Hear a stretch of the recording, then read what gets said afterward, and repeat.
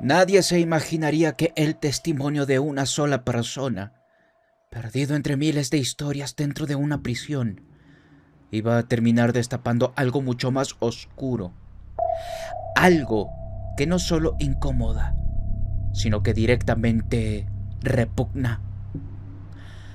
Todo comenzó de una manera casi insignificante, en un episodio del podcast Penitencia, conducido por Saskia Niño de Rivera. Una conversación más, un recluso más, una historia más, hasta que exactamente en el minuto 15:50 algo cambia.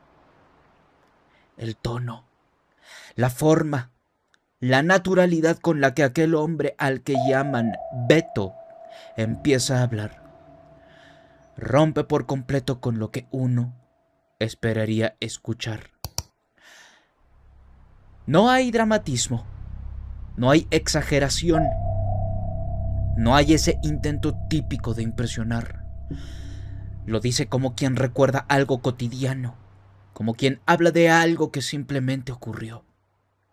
Y es ahí, justo ahí, donde menciona los secuestros de niños, de bebés, donde menciona reuniones, donde menciona sin titubear sacrificios, cultos. Porque roban niños. ¿Por qué robas niños? ¿Cuál era el objetivo de robarte bebés, no? Llevarlos a diferentes estados a hacer sacrificios, cultos. Empecé a convivir con mucha gente del medio, ¿no? Te lo vuelvo a repetir. Carmelita Salinas, con todas esas personas yo las conozco, sé cómo viven. Bueno, la Carmelita Salinas decía que era católica, ¿no? Y te compraba los y iba a hacer su sacrificio, ¿no? Desde el 90 y tantos ya era gay y no sabía, ¿no? Y cosas así. Todos esos personajes yo trabajé para ellos. Ese fragmento, corto pero brutal, comenzó a circular en redes sociales como pólvora. Miles de personas lo compartieron, lo analizaron, lo repitieron una y otra vez intentando encontrar alguna señal de mentira, alguna incongruencia, algo que permitiera descartarlo como una simple invención. Pero no pasó. Incluso personas dedicadas a la psicología, al análisis del comportamiento, revisaron la manera en la que hablaba Beto, su lenguaje corporal, su entonación, su forma de estructurar lo que decía. Y ninguno afirmó con certeza que estuviera mintiendo. Y aquí es donde todo se vuelve incómodo, porque la pregunta no es si dice la verdad, sino qué tendría que ganar mintiendo. No hay beneficio, no hay dinero, no hay reducción de condena, no hay fama real dentro de una celda. No está atacando a alguien que pueda responderle. No está construyendo una historia para salvarse. Todo lo que imaginas en tu cabeza del cual por qué lo hizo Beto simplemente se descarta, porque él lo cuenta como si estuviera contando alguna vez que se comió un sándwich y se enfermó del estómago. No hay nada que pueda ganar o perder. Sin embargo, hay algo más que hizo que este fragmento explotara aún más. Un nombre que se menciona: Carmen Salinas. Un nombre que para muchos representa toda una era en la televisión y el cine mexicano. Una figura querida, familiar, prácticamente intocable en el imaginario colectivo. Y es precisamente por eso por lo que el impacto es aún mayor. Porque cuando se habla de figuras públicas, de personas queridas, de rostros que han estado presentes durante décadas en la vida de millones de mexicanos, el rechazo es inmediato.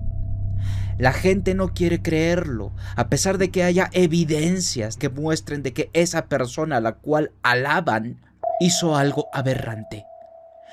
Quizá no solo porque haya pruebas de que sea falso, sino porque emocionalmente es imposible aceptarlo.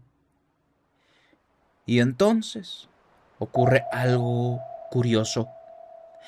Después de que el clip se hace viral, ese fragmento desaparece. Es recortado del episodio original. Quizá porque nuestra anfitriona, para no generar más polémica o no ofender a nadie, lo cortó. Pero eso no apagó el fuego en redes sociales. Al contrario, lo alimentó. Porque cuando algo así se elimina, la conversación deja de ser ¿será verdad? Y pasa a ser un ¿por qué lo quitaron? Pero lo más inquietante es que esto no se quedó ahí. Ese testimonio es como si hubiera abierto una puerta que llevaba años cerrada. Comenzaron a reaparecer otras historias, otros relatos, otros fragmentos olvidados que hasta ese momento parecían aislados, sin conexión, sin sentido. Y uno de ellos es particularmente hórrido. Años antes, en el año 2012, un hombre llamado Pedro Romero, conocido por muchos por haber interpretado y dado vida al personaje de Pistachón en Odisea Burbujas, dio una plática que en su momento pasó prácticamente desapercibida. Pero ahora, con el testimonio de Beto, todo esto cobraba algún significado completamente distinto. En esa charla, Romero habla de su propia experiencia. Habla de cómo fue introducido a un grupo, a una secta, y menciona nombres, menciona situaciones. Pero lo más fuerte, lo que realmente marca ese testimonio, es cuando describe lo que vio. Habla de cuerpos de niños. Niños a los que les faltaban partes del cuerpo. Manos, ojos, pies, órganos. Y no lo cuenta como una historia de terror. Lo cuenta como un recuerdo. Porque ese no es ningún don. Así de que a partir de ese momento, de ese instante, yo día a día me fui metiendo más a aquellos libros de esoterismo. Y llegó el momento en que andando yo por los foros de Televisa, me encuentro en aquellos lugares a una artista que se llama Consuelo Castro, que su nombre artístico es Irma Serrano, la cual me dice, me recomiendan contigo, necesito un trabajo. Ella podía haber hecho el trabajo, pero ella no lo hizo, porque ese era el ganchito que ella iba a usar para jalarme tiempo después a una secta satánica. Yo le hice el trabajo, ella regresó a las semanas y me dijo, sabes, quedé complacida con el trabajo que me hiciste. Yo te quiero invitar a donde yo asisto. Yo soy miembro de una secta satánica en el área norte de Satélite, soy sacerdotisa satánica y te quiero invitar para que tú vengas conmigo. Yo acepté la invitación y ella me dijo, pero es una sorpresa, te voy a tener que tapar los ojos. Desde que me puse una mascara, nos fuimos a su carro, yo no supe por dónde me dirigieron. Cuando yo ingresé en ese entonces a aquella iglesia satánica por primera vez, yo lo que vi al entrar fueron ahí figuras enormes a la Santa Muerte, a la Cabra de Mentes, estaban ahí los pentagramas, había figuras de muchos demonios, de gárgolas ahí en el piso, y había incluso fotografías ahí de Jesús, pero siendo atormentado por el diablo, que Jesús estaba, el diablo lo estaba atormentando y Jesús estaba diciendo, Padre mío, ¿por qué me has desamparado?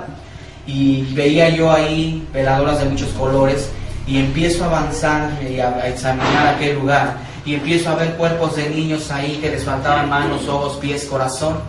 Empezamos a avanzar más hacia adentro y veo una mesa enorme de concreto que estaba sostenida por 2 cabras esculpidas, y había en el centro de aquella mesa un pentagrama, una estrella de 5 picos, y en cada pico había una letra, S-A-T-A-N, la palabra Satán. Y yo en esos momentos vi un grupo de personas que estaban ahí reunidas, y había una muchacha con una túnica roja y una persona con una túnica blanca que era un sumo sacerdote, y en ese momento iban a iniciar a aquella joven al satanismo. El sumo sacerdote le dice a esta muchacha: desnúdate, porque si no el poder no va a fluir en ti. Esta muchacha se desnudó, la subieron en aquella mesa, la amarran de manos y de pies, formando la estrella de 5 picos, un pentagrama. Empiezan a danzar alrededor de aquella joven y empiezan a traer cabras, perros, gatos y empiezan a ser degollados. Y esa sangre la vierten sobre el cuerpo de aquella muchacha. 10 años dentro de una secta, donde ahora a través de la palabra de Dios me doy cuenta que el diablo es imitador de lo que hace Jesucristo. Dentro de una secta se ayuna, se ora, se vela, se canta, se danza y se lee Biblia, pero no es la Santa Biblia, es la Biblia satánica. Hay bautismo, pero no es con agua, es con sangre.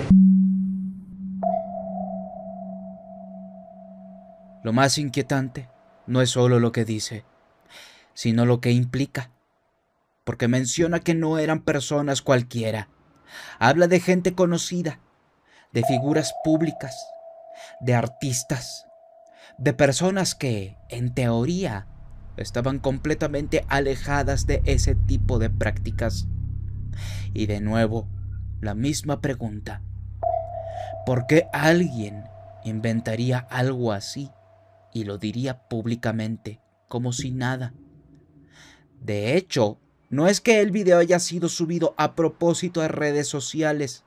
En aquel momento, ni siquiera existía TikTok en tus manos, te lo aseguro. Pero la historia no termina ahí, porque en medio de todo este caos de testimonios aparece otro elemento que, aunque no menciona directamente lo mismo, encaja de una manera inquietante.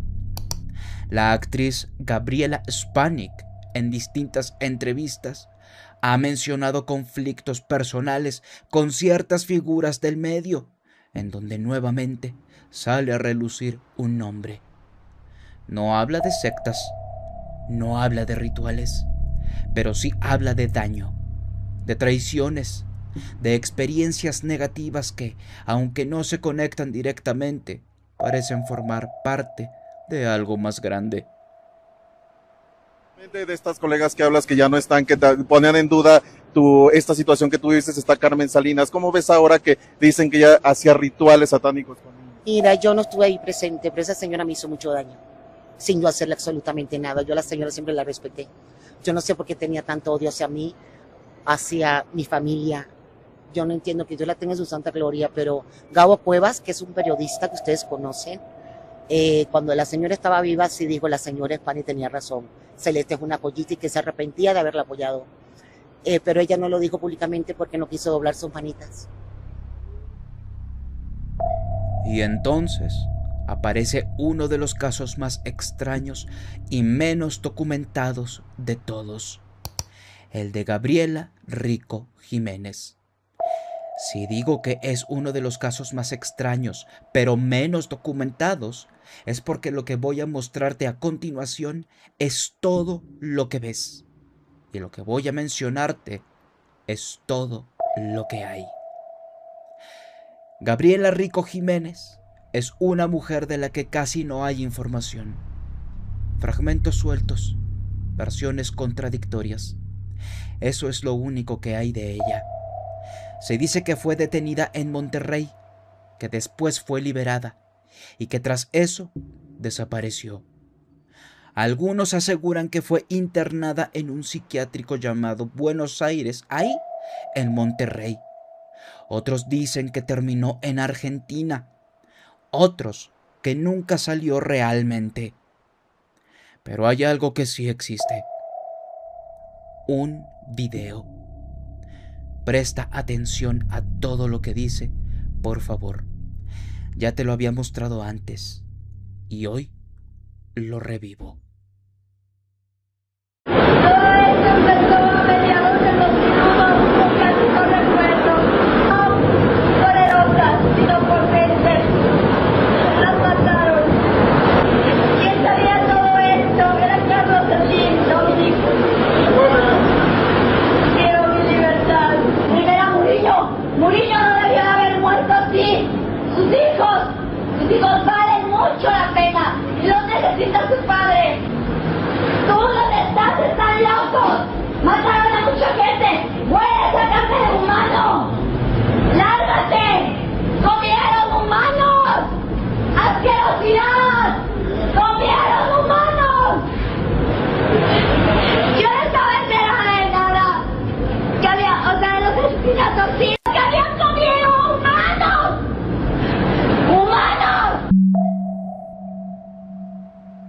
Un momento capturado durante una crisis. Un instante donde sus palabras, su estado, su desesperación parecen apuntar a algo que no termina de entenderse del todo, pero que después de todo lo anterior ya no suena tan descabellado, ¿verdad? Y justo cuando parece que ya no puede volverse más extraño, surge otro testimonio, el de una mujer común, sin fama, sin reflectores, alguien que simplemente salía de trabajar, cuando asegura haber visto algo que no pudo explicar. Un camión, y lo que alcanzó a ver dentro eran cuerpos, niños sin vida.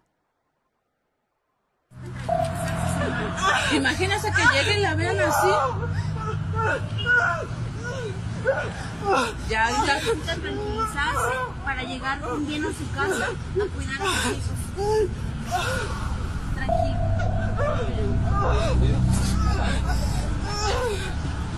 que vieron a un trailer que llevaron muchos niños. Se les escapa. ¡Llévame a mi casa! Que los médicos para despertar.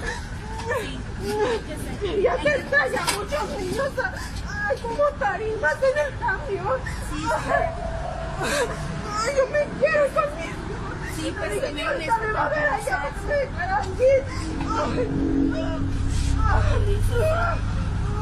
Tranquila, por favor. ¿Se quiere ir a su casa? Sí, me quiere con él. Primero necesita tranquilizarse, porque si llega hacia su casa, los va a asustar. Cuida a tus niños. ¿Usted la conoce? Sí, yo la conozco. ¿Qué le pasó? ¿Qué le pasó?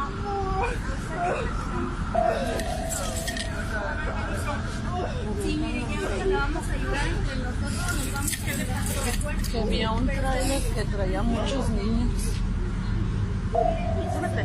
Sí, está pasando eso. Sí, está pasando eso. Yo también a ellos, yo les digo que no se me hagan. En su momento te mencioné que esta mujer desapareció, que no se sabe más de ella y que no se sabe nada más de ese camión, el cual jamás salió en las noticias, más que el testimonio de esta mujer en estado de pánico. Y en este punto es donde todo comienza a entrelazarse con algo aún más grande. Porque cuando estos temas comienzan a tomar fuerza, inevitablemente el nombre de Jeffrey Epstein vuelve a aparecer. La famosa isla, las acusaciones, las listas, los nombres de personas poderosas involucradas en redes de abuso. Se ha dicho mucho, se ha investigado mucho, pero hay una línea que siempre genera controversia: el canibalismo. Existen menciones, rumores, declaraciones indirectas, pero nada completamente confirmado. Y aquí es donde la historia da un giro incómodo, porque mientras en ese caso no hay confirmaciones claras, en México los testimonios no solo existen, sino que son directos. Personas que aseguraron haber consumido carne humana. Y uno de los ejemplos más impactantes viene de una figura icónica: María Félix. En 2 entrevistas diferentes, tanto ella como su hijo Enrique mencionan sin escándalo, sin culpa y sin horror que probaron carne humana en Arabia. No en México, pero lo hicieron. Y lo más perturbador no es el hecho en sí, sino la forma en la que María Félix lo describe. Tranquila, incluso diciendo que le gustó. Entonces toda la producción llegó, metieron las cámaras, subí por ese volcán, bajaron y nos dijeron que íbamos a hacer los familiares de la actriz, el director, algunos, una docena, que nos iban a dar una gran comida de bienvenida. Bueno, pues ahí vamos. Nomás que nos dijeron: no pregunten nada. coman, callen y váyanse. Así. Entonces, pues sí, porque había mucho traductor, porque él no hablaba español, entonces. Pero sí había un ambiente raro, bonito, pero extraño, lejano, la comida muy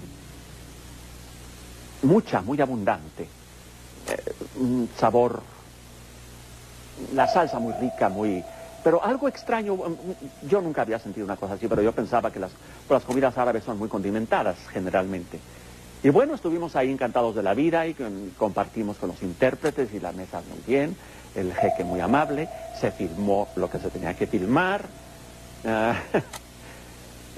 Terminamos, duramos como 5 o 6 semanas trabajando allá y nos fuimos, pero nadie nunca habló de la cena hasta que ya íbamos de regreso en el avión hacia Madrid, que alguien le preguntó al que porque nos llevaron hasta España después. ¡Qué amables! Sí, no fletaron el avión, no, si realmente dice, bueno, ¿qué nos dieron? Pues les dieron carne de niño. Carne de niño. Ay, Virgen, ¿ya qué sabía? Distinta, rara, ácida, pero no mala, vaya, yo pensaba que era por el condimento, pero muy buena. ¿Y que comía carne humana? Yo comí carne humana una vez, pero de verdad. ¡Ah, María! Yo comí carne humana y Kike y yo comimos carne humana en un lugar en el Marruecos español que se llamaba, una ciudad que se llama Chaouen. En aquella... La ciudad santa. Estaban filmando una película. Estábamos filmando La Corona Negra y nos invitó, uno de esos moros notables nos invitó. Y este tipo le gustaba comer carne humana, pero yo no lo sabía, y nos dio a comer. A mí me gustó, era una cosa como dulzona, una carne extraña, y pregunté, y así me dijeron, carne humana, antropófaga. Eso sí lo reconoces. No, pero no voluntariamente. Antropófaga, no voluntariamente. Me has dejado estupefacto. Te veo estupefacto. ¿Y después qué te pasó? Nada, pues a digerir la carne humana. Y entonces, todo encaja de una manera que incomoda. Porque ya no estamos hablando de teorías aisladas.